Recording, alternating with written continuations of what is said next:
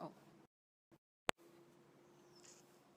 hello, it's Diana. I gotta figure out where to look so that I look like I'm looking into the camera, right? I'm just on my dock. There's Bailey right there trying to get some attention. Yeah, yeah, yeah. As you can see by the way I'm dressed, it's like kind of warm, but not really. Crazy. June.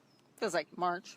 Anyways, I wanted to talk about because I put a post up on my Facebook group, Women Creating Healthy Lives. If you're not part of there, come and join us. And a lot of things that people are challenged with is stress or finding enough time and trying to decrease the stress and stuff. And I'd kind of tell you a little easy way. Hello, ever jumped on? Oh, hi, Andy. I want to tell you a little thing that I do. It's not little, but what I do to help decrease stress in my life, and something you can do, hi Megan, right now. And what it has to do with is stopping the worry, stop having all the fear around things.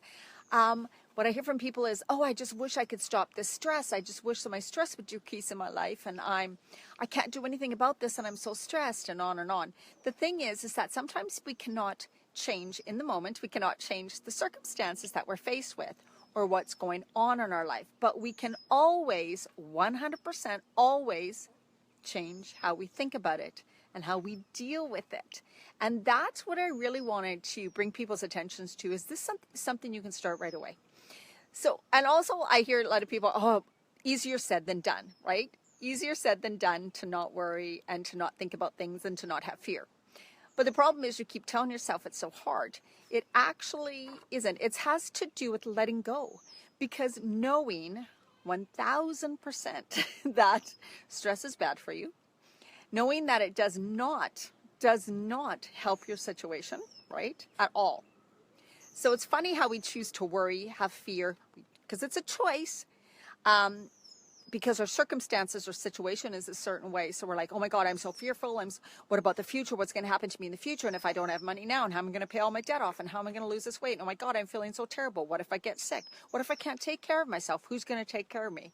You know, all of those stress things that we have going on in our life. You can choose whether you're going to focus on them, or you can choose whether you're not going to focus on them. Because when you're not focused on them, that doesn't mean you're not looking for solutions. I mean, it means you choose not to lay up at night and worry, not to have those thoughts go through your head a million times a day, right? So it's about choice. It's about stopping the story, stopping the excuses, stopping the victim mode, right? Like everything happens to you and you're out of control. You have no control. That's being the victim in your life circumstance, and that'll keep you stuck. And now sometimes we feel truly like we are the victim, and it's not our fault. It's everybody else's fault. But that is actually, and it can be true in a way, but not. So, I mean, if you think of the people who are stuck in the concentration camps, like Viktor Frankl, of course, who said the one thing he could control in those situations was his mind, and he didn't want to let anybody bring him down, and he was going to survive. And then that movie, I was thinking about Life is Beautiful, when he and his son were in the concentration camp, and he kept it.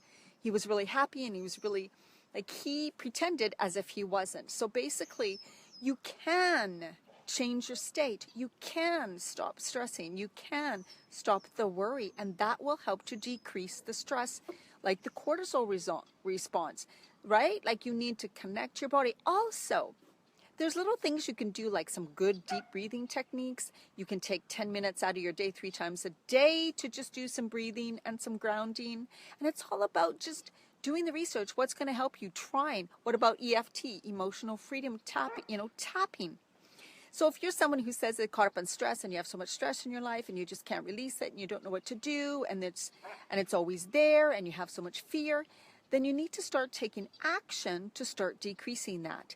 And when I say decreasing that, it doesn't mean you are going to end whatever's causing you stress. You can maybe in the long run, but it can't be something that happens overnight, most likely.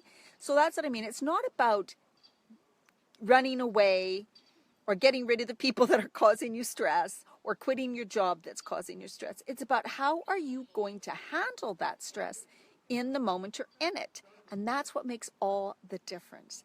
Those are things you can start right now, right this very minute, right?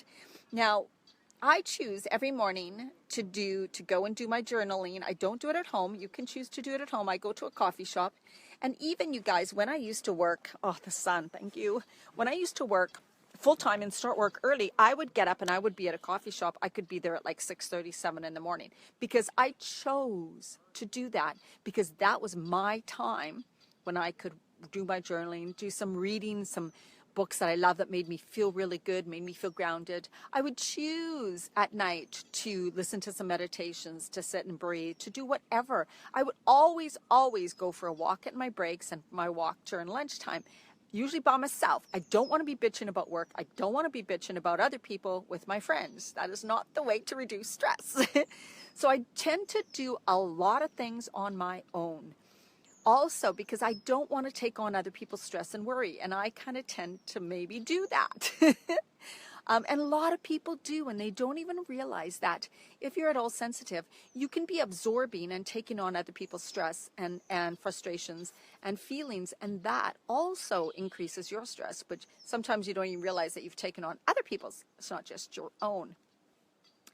So it's about being serious and cutting all the crap, cutting all the excuses, cutting the victim mode and saying, okay, this is what I'm faced with right now, but I can choose how I react to it. I can choose the steps that I take to decrease the stress. I can choose to let go of the worry, because worrying and the fear and all that does zero. It actually has a negative effect on your body.